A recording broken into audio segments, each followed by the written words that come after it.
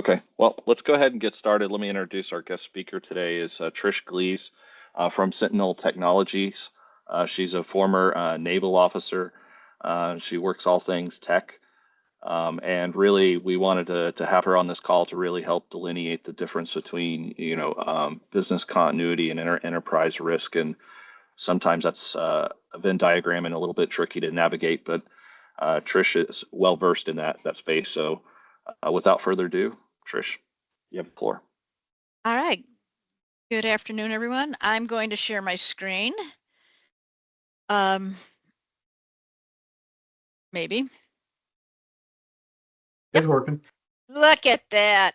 Love technology. So, thank you, Keith, for inviting me. I am Trish Glees. We're going to talk about risk management qualifications are key. This is a presentation that I give to and give to a lot of college students. So I hope you guys get the same benefit that they do and don't literally run from the field. As Keith said, I am a veteran, a U.S. naval officer, 32 years of business operations technology experience. 17 of those were in business continuity and operational resilience. However, whenever we talk about operational resilience, any of us who have served knows that from day one, we learned what operational resilience was. So kind of the military and DOD really enforced that in us.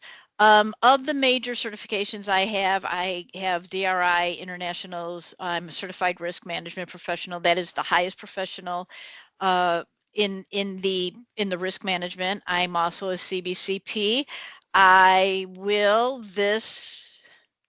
In Vegas, I will become a master. So I'm looking forward to that. I do have my PMP, which is a project management professional. I am CISA certified. I am also FEMA's Community Emergency Response Team member. I'm actually the battalion aide for my region. So how does that all play into stuff? Well, it's not only my business continuity side of the world, but it's also my risk management side. And so when we talk about risk management, obviously I'm not going to read this directly to you, but it's identifying any potential risk, right? So it could be natural disaster, it could be financial, it could be consumer related, right? So, and then how do you control it? And you have a decision as a person within business continuity to help the stakeholders understand their tolerance, right? So you might have, if you're strictly working with business continuity teams or with business continuity groups that are only IT related, and this sometimes happens, right? They're not going to understand the entire risk tolerance, right? They're not going to know what the CIO or the CEO or the CFO believes in a risk tolerance, right? Their risk tolerance may be, since it's IT and technology, bleeding edge, where the rest of the organization might be more conservative. That's where you as a business continuity a practitioner really needs to understand risk, right? So you don't have to be you don't have to be certified in risk, but you really have to understand what the risks are. So when I talk to our clients, and since Sentinel has moved away from purely technical, we actually do operational resilience. I actually pull up FEMA maps, GIS maps. NOAA is I have a full link into NOAA, and that's the weather, and to see what's near, what's a potential risk.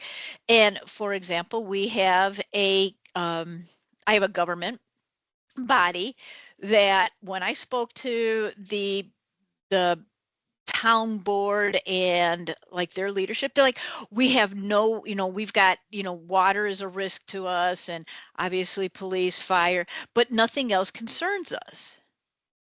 And I said, really? I said, because within literally 15 miles, you have a Air Force base. And they're like, well, yeah, that's an Air Force base. What's the chances of, that's not going to affect us?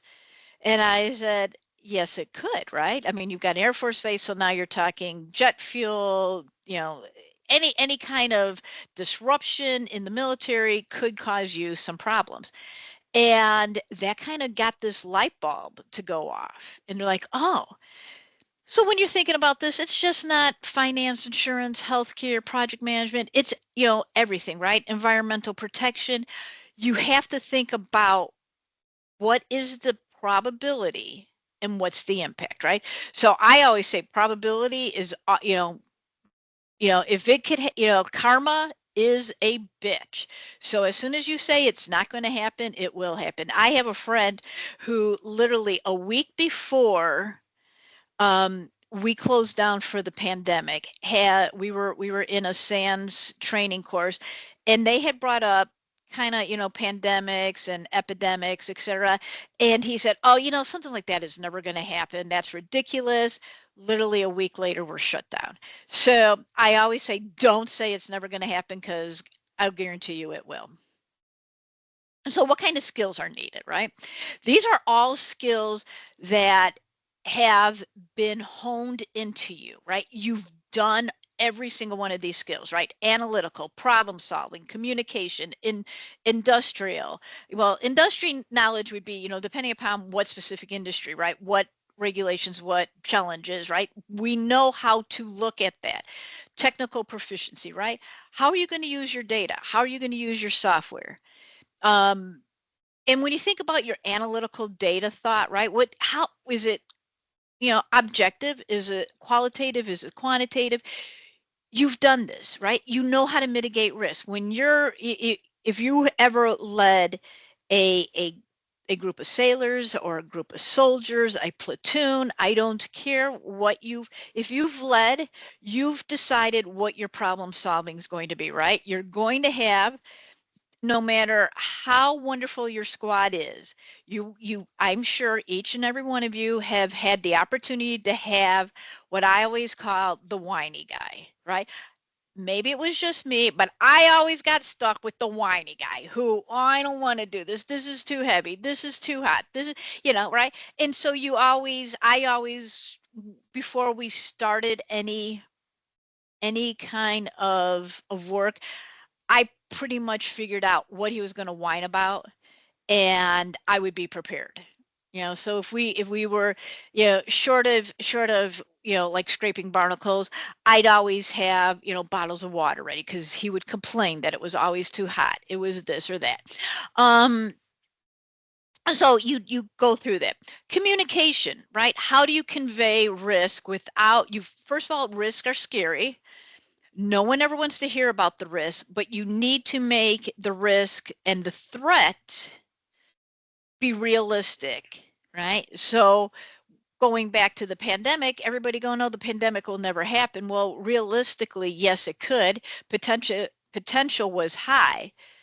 I right now will tell you that looking at how we travel, how we move from country to country, another pandemic or another epidemic in the next 25 years clearly would happen.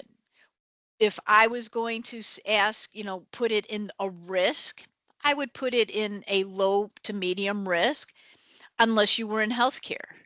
If you are in healthcare, I would put it a little bit higher so that you have preparation for that. When I talk to my healthcare providers about cybercrime or ransomware, I tell them that is extremely high. They are going for that data. It's not only the personal data that they want, but they want to steal that data, they capture it to sell it back to you, and or say, hey, I'm going to put this on the black market because you're handling XYZ's people's diseases and we want everybody to know about it. So what's your education path? DIR makes it simple, right? You don't necessarily need to have a bachelor's degree in finance or economics or anything like that. Having and least an associate's degree will help you. Okay, you don't have to have a bachelor's. I have a master's, and I have a master. My bachelor's degree is in chemical engineering. My master's degree is in political science. It's just the way I went through my schooling. But DRI starts you out. You can have an associate. The associate really helps you with an entry level. The one thing that you do need, whether you take the class, take the exam, and it's just like the CBCP, you need to have really 2 to 4 years of practical experience. So if you've been doing if you've been in business continuity for 4 to 6 years and you want to try risk, I would say go risk and take the exam. If you're able to pass the exam, because it's the same exam, if you're able to take the exam, then try to fill out and actually go get your CRMP. If you haven't passed the exam, then you need to, really work through it a little bit more. And it's just because risks are always changing. So when you talk about how DRI does it, right, you do your application, you have to have these 4 subject areas. So you need to have risk and governance and compliance. You need to have risk identification, risk handling, and risk monitoring. You need to have 2 essays, right? So it's the same process. Where do you go from there, right? You can start out entry-level risk analyst, risk manager, chief risk officer. For some of our clients, I'm either a virtual BCP, so virtual business continuity practitioner, or I'm a virtual chief risk officer. As a chief risk officer, I have a side view of at the boardroom, right? So I really have no delegation. I have no quote unquote authority, but I provide the executives information on any and all risks. And the reason for that from a lot of Sentinel's clients is they can't afford to have a chief risk officer within the facility all the time. So it's a cost benefit to them. Looking at the outlook, there's not enough risk analysts. There's never enough risk managers. There's never there's never risk officers. However, what I'm seeing the industry doing is going straight to this virtual CRO. So they're going into having this virtual consultant come in. They're like, I don't need you 40 hours a week. I don't need you, 365 days. I need you once a quarter, or I need you to get me through my audit. I need you to get, and so I see this virtual CRO coming up a lot faster than the other 3. Challenges, experience, right? So it's really hard to get internships or experience. If you are transitioning out of the military, get with SkillBridge, get with Sentinel is SkillBridge. Get with a company that can at least give you some experience within the risk realm if that's where you want to go.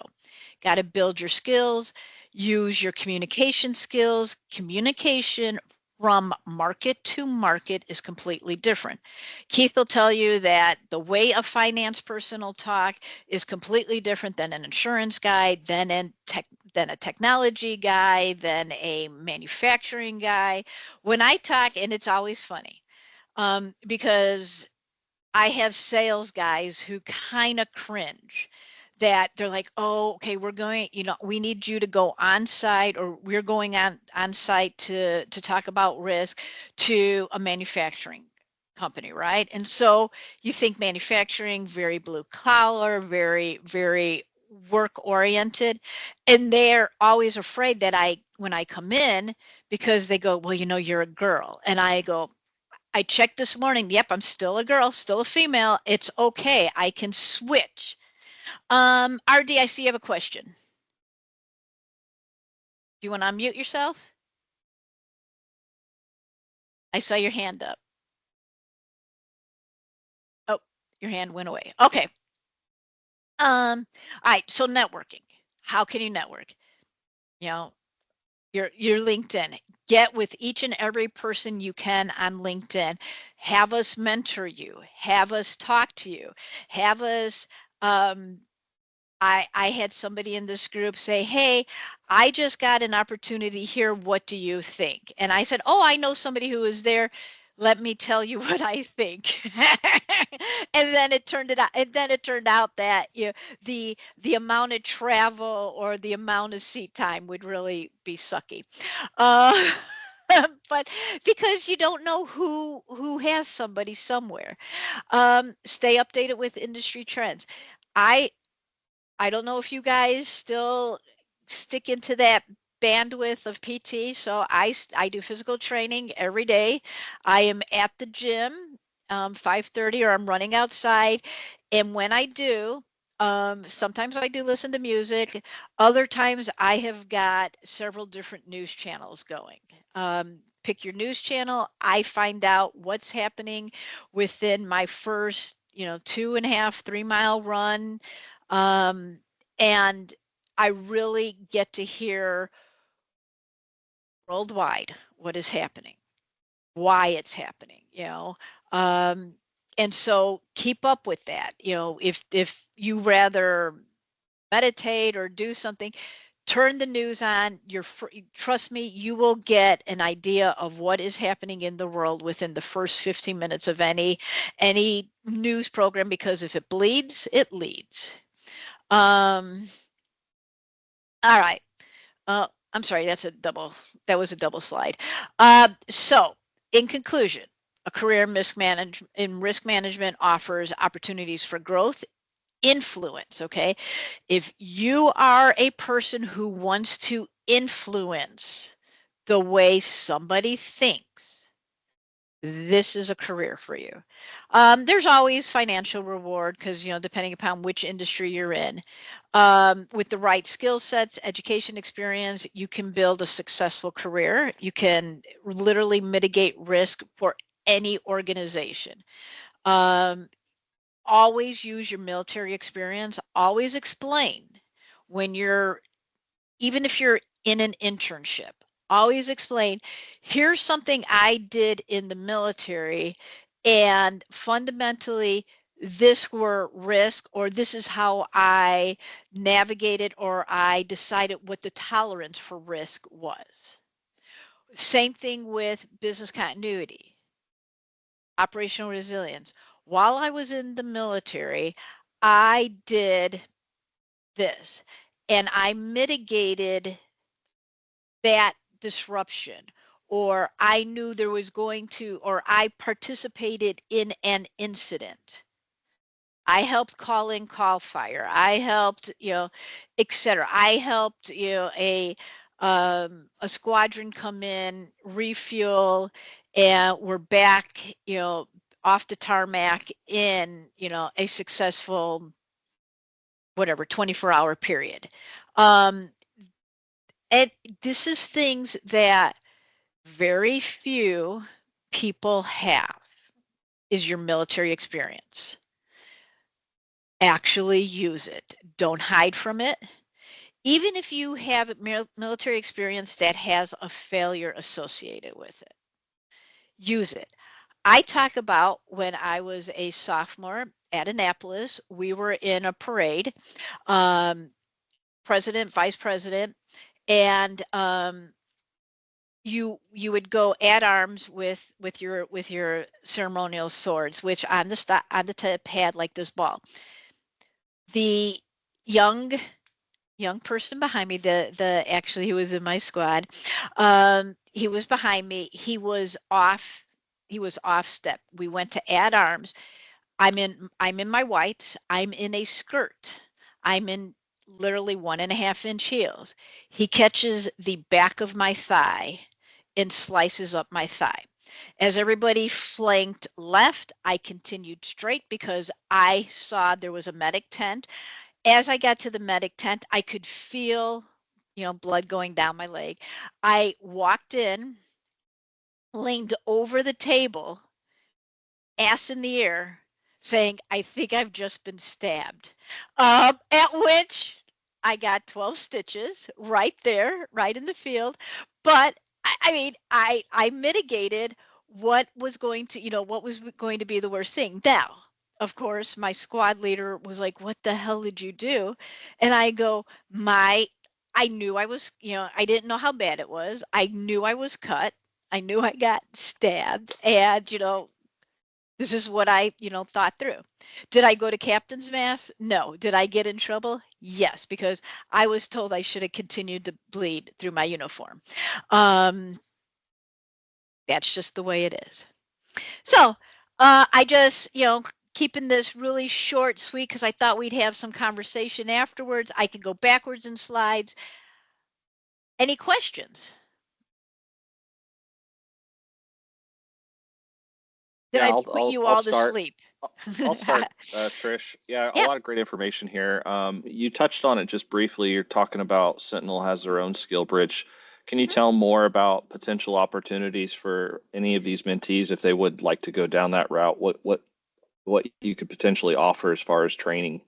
So it could be anything. The way the skill bridge works. So if you Sentinel Technology is a MSP, so it's a multiple source service provider.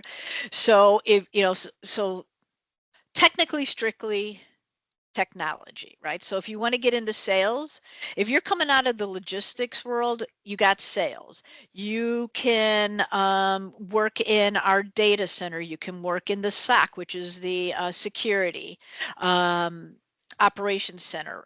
Depending upon what your DoD clearances, they could put you on certain government work.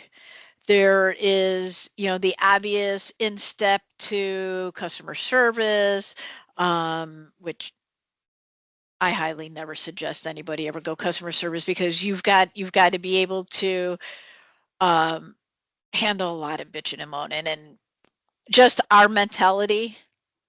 We're going to tell them seriously. That's why I would never be a 911 operator. Somebody asked me that. They're like, why that you would be so good at it? No, and I'm like, no, because I'd get the person that says, I think there's a robber in my house. I'd be like, did you lock the door? No. Well, fuck. Well, you deserve this. So I mean, there's a whole thing, but we do have help desk. We have national coordinators. So those are our service providers. We are a Cisco Microsoft house. Um, we do have other large applications that we manage and maintain for all of our clients. A lot of our clients are not Fortune 100s. That we do carry a really nice sweet spot of like Fortune 500s, Fortune 1000s, where they don't want to have a person on all the time, or they don't want to carry all those benefits, and Sentinel does it for you. Within cyber advisory, which is where I work, unfortunately, we don't have any. We just filled our last internship, but that the person that we filled it for is actually going to learn how to do pen test and red team exploitations. Awesome. Hey, thanks for sharing that. Yeah, Just looks like Steve has a question. Go ahead, yeah. Steve. Hi, Trish. I appreciate you taking the time and speaking to us today. You mentioned working with Sentinel that you guys have, if you have a government clearance. How beneficial is it if your government clearance hasn't been active for 10 years? Um, Still having it? I don't, that's an interesting. I'm going to stop sharing my screen for a minute. That's an interesting thing. I carry. See, I don't. I. This is where this is going to get really wonky quickly. I carry the most or the highest DOD clearance. I'm also a InfoGuard and FBI member. So they kind of went, you would have to be able to pass sieges, which if you've had security clearance and you haven't committed a felony and or drug trafficking, you should be able to pass sieges. That's one of the big things you have to go through is sieges, which is FBI background checking. They may not have you go any farther. They may say sieges is all you need and you're done. Okay, thank you. Any other questions going around the room? Steve, coming from the military, you're going, you should be able to pass sieges. That's not a question. Okay, thanks. All right, Lewis. Hey, I just want to ask Steve, just to confirm, you said you got a clearance and you haven't used it for 10 years? Yeah, so That's right. That's already, if you've never read it, or if you haven't been read into it, it's gone. Like your TS is only good for 5 years. Your secret's good for 10. So if you already lapsed that, you can't even do what's called a periodic reinvestigation. You got to start it all over again. So, and then what you were saying, when you go into the civilian world, that's a different organization. Depending if you're in the Department of the Navy, Department of the Air Force, Department of the Army, they're gonna have different, like DONCAF, or they're gonna have different organizations to sign off on those. So once you get to the civilian side, you got to redo it anyways. The only thing it provides is you can articulate yourself saying, I've already had this in the past, so I'm confident that with this new investigation, nothing's going to arise that's going to be anything dangerous or strange or anything. That's probably as far as you can go with that.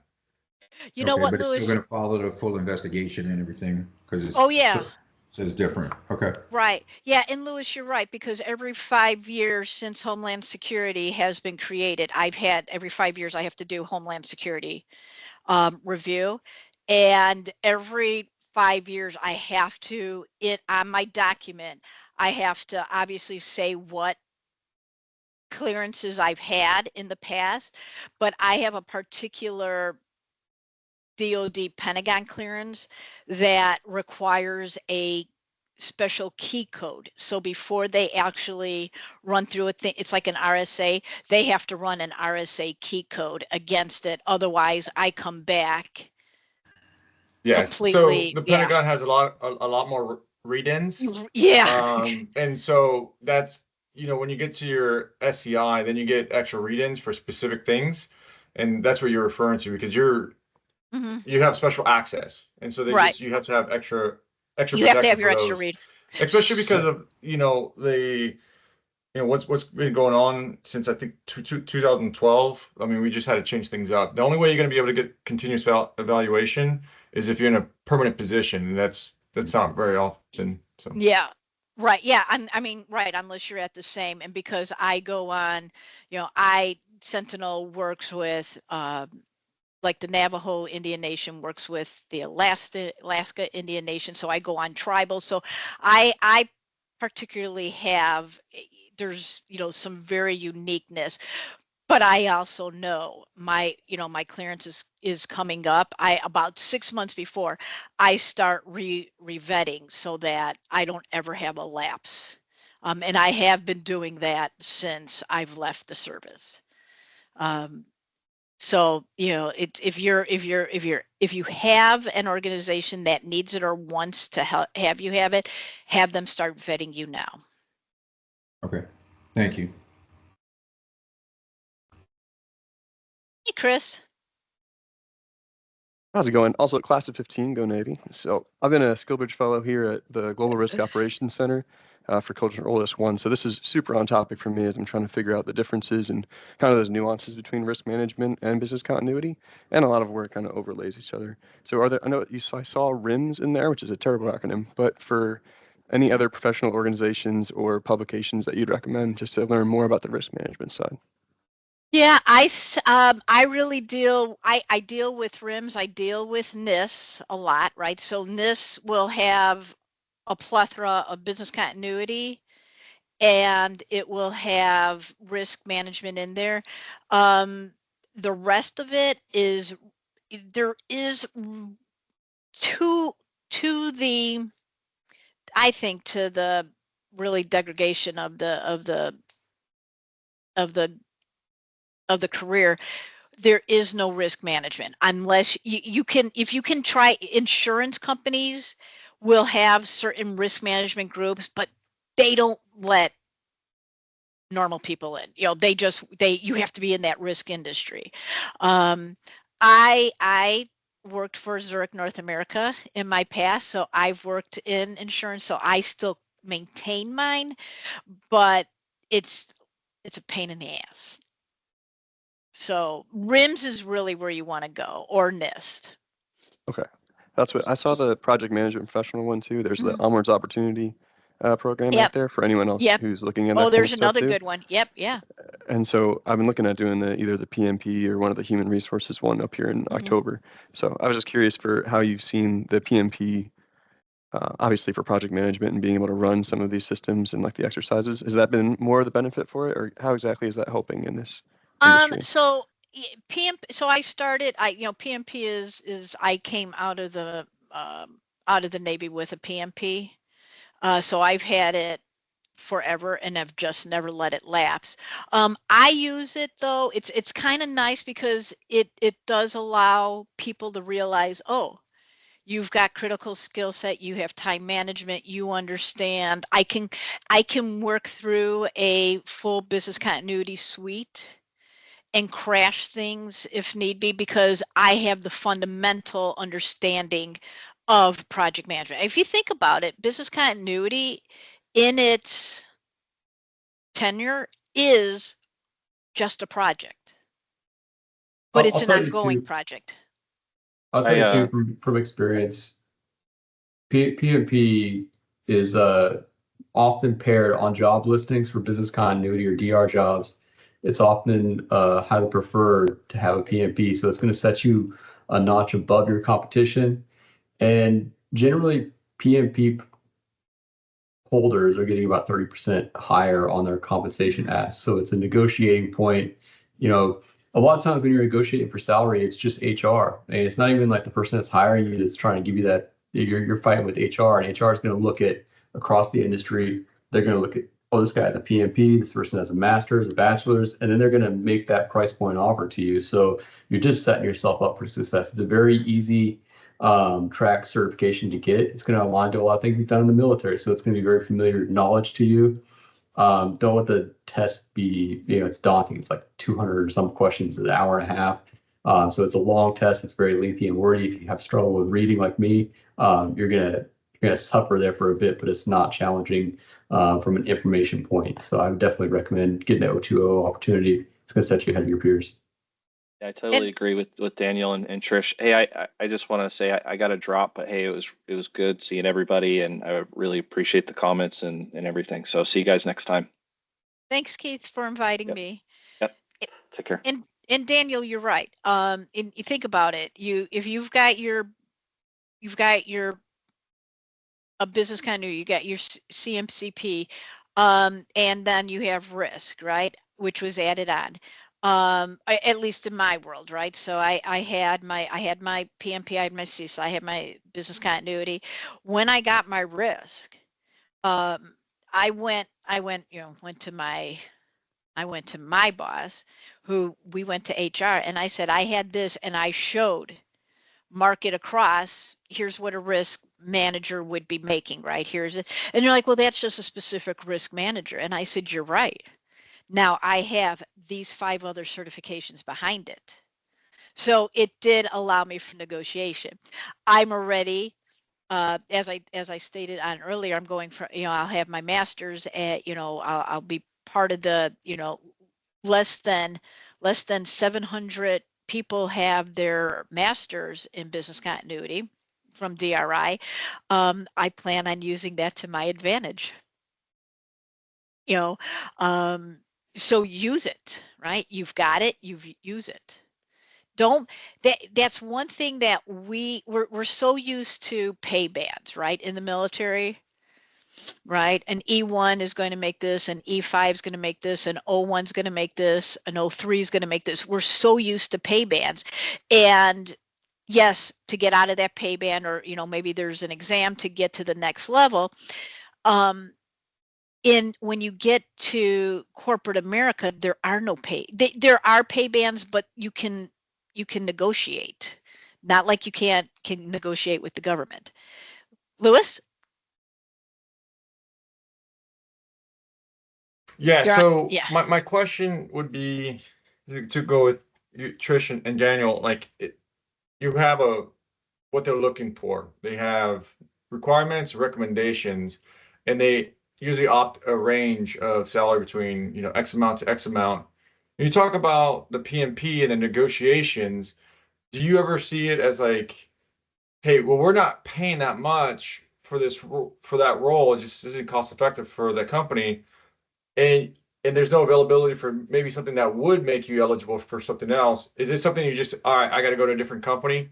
Because I feel like this is teetering on overqualified for that role that you're eligible for.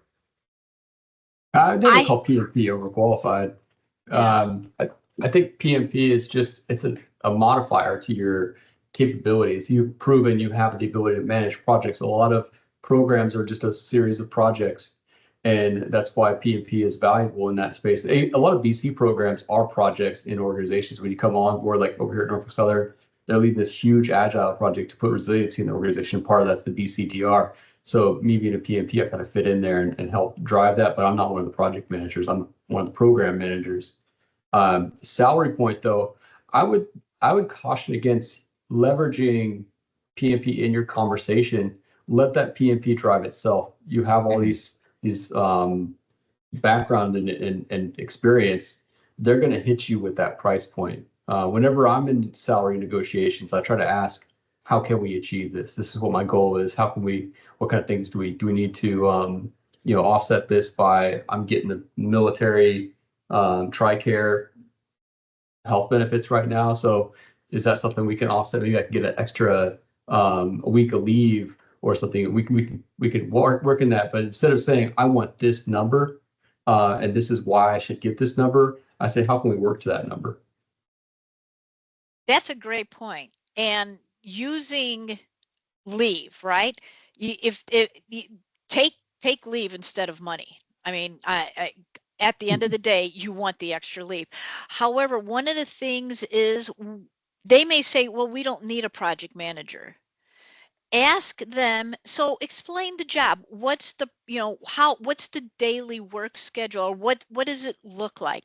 And as they describe it, particularly not HR, but if you're talking to like the hiring manager, they'll start to explain and then go, oh yeah, well, yeah, I've done that. That's like a project.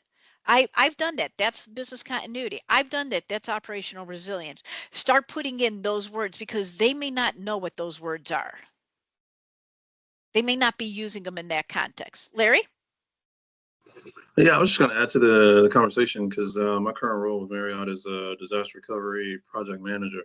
So it's kind of the best of both worlds. So the PMP definitely helps because you really don't know who's going to be at the table. So my first interview was a person, my second interview was with a panel with project managers and directors that knew more of the PMP side, but the hiring manager was disaster recovery, business continuity. So you kind of had to behoove the whole panel, the hiring manager and his bosses. So I would say definitely that PMP holds weight. More of the corporate side knows it, but for these disaster recovery and BC roles, you definitely need to have that expertise as well. Yeah. David.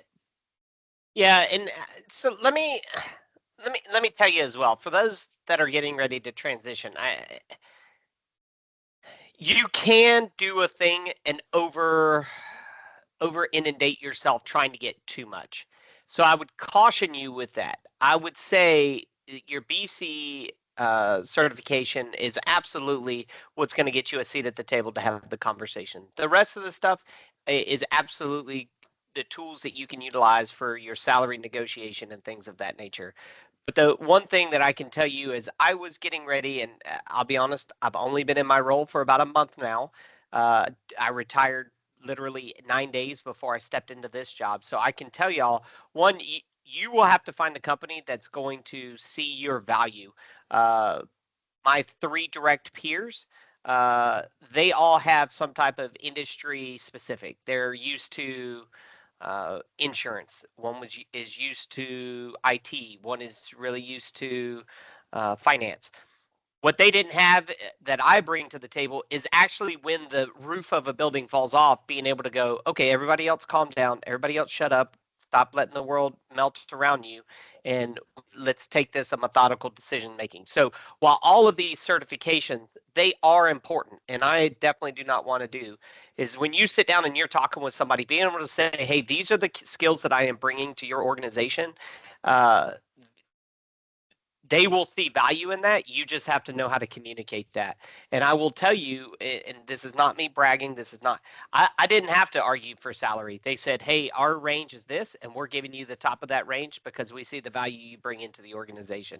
Now, that doesn't happen for everybody. I understand that. I may be an outlier. And Trish is absolutely right. I know that in a year, I am going to go back and be able to say, hey, look, this is what I've done within my year. Let me renegotiate my salary. And those are all valuable arrows to add to your quiver to hit your target as effective as possible. But I will tell y'all, the first step of getting into any organization, Daniel will tell you, I can share my experiences and things of that nature, and Larry can as well, is getting the seat at the table, being able to have the conversation and show the value. And I'm sorry, Lewis, I know you are out there too, brother. Being able to do that is a thing. So I do want to say that while having a bunch of certifications is good, not always. Like my boss's boss is EHS, and she is really big into EHS, and that's how they've roped the business continuity world into Southern Glaciers. She's openly admitted, I don't know business continuity, I know safety, so that's why you're under my world. So I'm going to depend on my national director to tell me these things. And so I hope that kind of adds a little value to the conversation. And David, that's a perfect segue, because just getting in to an organization, okay, if you do have, you may start at X, always ask, how do I get to Y? What do I need to do? And I always use the words, what do I need to make you successful, right? And granted, I don't sell, right? So I have salespeople who sell me, but I guess in a way I do, because I have to go and I have to do the presentation for business continuity, or I have to do the presentation for risk management along with the delivery. But when I'm sitting there and I'm looking at somebody, I ask them, what do you need to be successful? If all you need is a cyber insurance, you need your cyber insurance, therefore you need a cyber incident response plan, and you're going to depend on somebody else to execute it, I can deliver that plan to you. That's all you want, that's fine. One thing I'll advise people for, when you're getting in and out in the market, there's 2 things. David said you can be over qualified. You can. There are very picky hiring managers out there. They want a specific role. So make sure you're matching what they're asking for. And when you're looking at pay, companies have ranges already in their mind. So you got to work to find that range and fit yourself in there for your value. We have pay bands at Norfolk Southern, and I'm way outside my pay band, but it's because I knew exactly what they were asking for. And I knew what people were getting paid. I compared it on Glassdoor. I found out what senior managers are making. And I compared my role more to a director role. So I was able to negotiate into a band higher than my band for pay. So I'm getting paid like 30% above my band. It's kind of bad because there's no room for up. I have to move up a band when I get there. So if it comes around the next year and I'm talking about, hey, do I get a pay increase? They're going to have to think a promotion instead of a pay increase. So that happens to people. I know some other people in our group that's happened to, where they came too high into the company's band And then when it came for that promotion the next year, they were very disappointed they didn't achieve that. But if you look at the full compensation package, what do you want out of things? I don't want to work for Amazon. I don't want to work for Johnson & Johnson because they're going to work the death out of me. I'm going to be every day chasing metrics. I'm never going to get into, hanging out with my family. I want my company because my company cares about the people. They have a killer retirement pension. So like there's the rail pension and they have their own pension program. It's like double it down what you got from the military over here. So a lot of companies, they just offer the 401k. What kind of percent are they giving you out of that? So you're going to take that from your pay too, that 401k, you're getting matched. So make sure you deduct that from your considerations. And then think of, are they paying benefits or are you paying for benefits and they're just compensating that? There's a lot of companies that say, hey, I'm offering this medical, that medical, but it doesn't really matter because you're going to end up paying a whole bunch of money from your paycheck for that. So really scrutinize your pay benefits, scrutinize your companies, make sure it's a company you want to work with. I would work for Norfolk Southern if they paid me like 20, 30,000 less, just because it's the environment is right for me.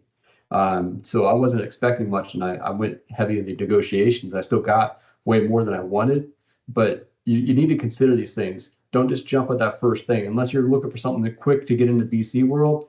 And then if you're doing that, I would look at contracting. There's a lot of different contracting recruiting agencies like Tech Systems that you can get in there. But yeah, that's my 2 cents on the whole piece there. It's just think about what you're getting out of this. And if you're not going for something specific, do contracting just so you can get a feel for it. And then you can leverage a better negotiation into something that's specific, like a full-time employment. Yeah. And I tell people I'm at the end of my career. I've got maybe 10 more years to work. So my negotiation style is completely different. Money is nice, but I want the leave. So I negotiate for extra time off. I negotiate for travel. I negotiate, like for example, I travel a lot. I do a lot of work travel, and I negotiated that for every day that I travel away from home, besides getting a per diem, if I am over a weekend, I get I get per day 2 days extra vacation. And the money, you can go, I can keep getting money, but my time is where I'm at. I want time. I want to be home. I want to spend time with my husband and my daughter. And, so that's how I negotiate. David? Yeah, so the two things that everybody kind of touched on, and they're absolutely right. The argument of the time, like y'all don't realize this, but and I'm really regretting it now, not listening and having this conversation a month ago or 6 months ago, Trish. But y'all just think about this. You have a month off that you earn in 1 year. Most people brand new inside of a company are earning 7 days actually. You're earning 7 days in that year. So you would have to work 4 years to earn a month off. Just put that into perspective, and that time off, it really is valuable. So I regret not arguing a little bit more on my side. I'm maybe going to renegotiations next year instead of taking a bonus, just saying no, just let me get this on back end on time, because also that time is taxed a little bit different than what maybe a big bonus is. So just something to think of that as well. And then the other thing is, and Daniel talked about this, right? Is I had it. It was 2 things. I may have spaced. If it comes back to me, I'll bring it back up. But I talked too long. That's why. You really do, Dan. You really do. Oh, the company. Finding a company that aligns with you. Somebody said this multiple times to me during this process. Trish talked to me about it, and I'll be honest with you. When you sit there and you're hearing this, you're like, well, what does that mean? Because everyone in here, we changed who we were to the military branch that we were in. I think it was for the Army of One for Daniel. We all changed our core of who we were to the military branch that we were in. Now you have the opportunity to find a company that aligns to who you are. But the question now becomes, who are you? What are those important things to you? So I would tell you finding those things. For me, I will tell you the fact that the company really looks at each of their employees as a family member is something that's important to me. Like they don't joke around when they say, hey, a fire's going on. Hey, we have 6 people in the way.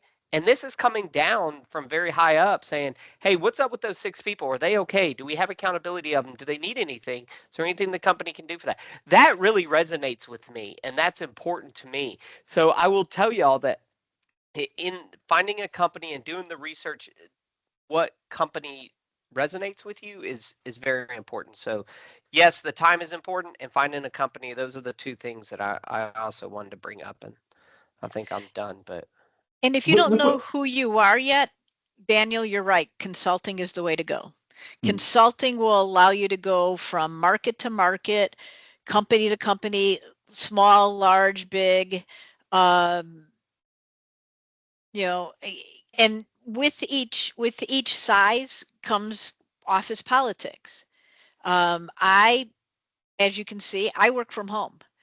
I go into the office once a quarter, and that is it. And it's because I do not want to deal with the office drama. I don't have time for this shit. Whenever I go in, I consider it a wasted day because everybody wants to come and talk to Trish, which is great, right? That it's a great stroke to my ego, my personality. I'm an extrovert, so I love it, but I get zero work done. And look at so Trish is talking about, at the end of the career cycle, right? And what you value most now. Think about this. You've been in the military. Most of us are retiring. So 20 years, or some of us have been in for 10, 15. It might be time for a change of pace for you and your family. If you have that extra income coming in from, say, disability or your military pension, do you really need that extra? Is it worth the amount of time that you spend commuting to an office versus being remote? Maybe that $125,000 paycheck is going to cover everything you need on top of that stuff, and then you can have a very relaxing life with your family. So those are the kind of things you need to think about. Is it worth chasing that really, really high-end pay salary at the immediate time? And you might just want to settle in and see what business continuity is all about, or emergency risk management, whatever you get into. See what that spot is, and then decide if that's what you really want to do with your life going forward. Contracting definitely helps with that. That's how I do. I came in insurance industry, contracted for 6 months, and then I found this job.